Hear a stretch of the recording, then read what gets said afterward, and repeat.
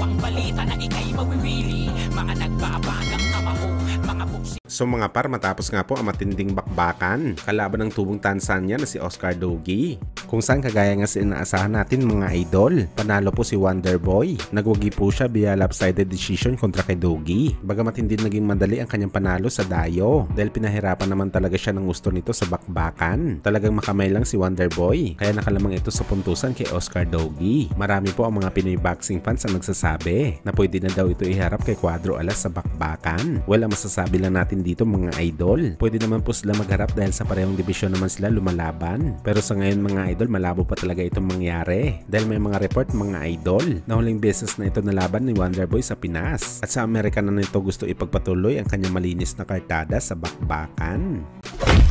Sa kabilang banda naman mga idol, matapos nga po ang maangas na hamon ni Terence Crawford sa pay-per-view king na si Saul Canelo Alvarez para sa bakbakan sa super middleweight, inayawan na po ng Meksikano, kung saan ayon kay Canelo mga idol, wala naman daw problema sa kanya na labanan si Crawford sa 168 pounds. Advantage pa nga daw ito sa kanya dahil mas maliit daw na tao si Crawford kumpara sa mga typical nito na kinakalaban sa bakbakan. Mas maliit pa nga daw si Crawford sa junior middleweight champion si Charlo na kanyang makakalaban next month. Subalit para kay Canelo, loss-loss situation lang daw para sa kanya ang laban kay Crawford. Kumbaga mga idol, kapag natalo siya, matik nangyari si Canelo. Subalit kung manalo naman, parang talo pa rin dahil wala naman daw siya makukuha na malaking credit kapag tinalo niya ang kapwa niya undisputed champion. Alam daw kasi ng lahat na masyado maliit ito kumpara sa kanya. Pang 147 pounds lang talaga si Crawford. Pangit naman daw tingnan na lalabanan niya ang boxer na 3 dibisyon ang pagitan sa kanya. Tinanggap daw ni Canelo ang laban kay Charlo dahil likas naman daw na malaking tao si Jermel kahit junior middleweight ang kanyang dibisyon. Kaya daw nito makipag-compete sa light heavyweight dahil isa itong 6-footer. Kagaya sa nakalaban ni Canelo na si Dimitri Bivol. Well mga idol, meron naman talaga points si Canelo. Konting credit lang talaga ang posible makukuha niya dito. Okay sana mga idol kung nalaban sa catchweight si Canelo kay Crawford. Ipagpalagay natin sa middleweight division sila maglalaban. Masasabi mo talaga na fair play ang bakbakan. Pero gayon pa man, malabong mag-sacrifice si Canelo na magbawas ng timbang. Siya kasing iside mga idol. Ibig sabihin nito, siya dapat ang susundin ni Crawford sa lahat ng gusto nitong kondisyon.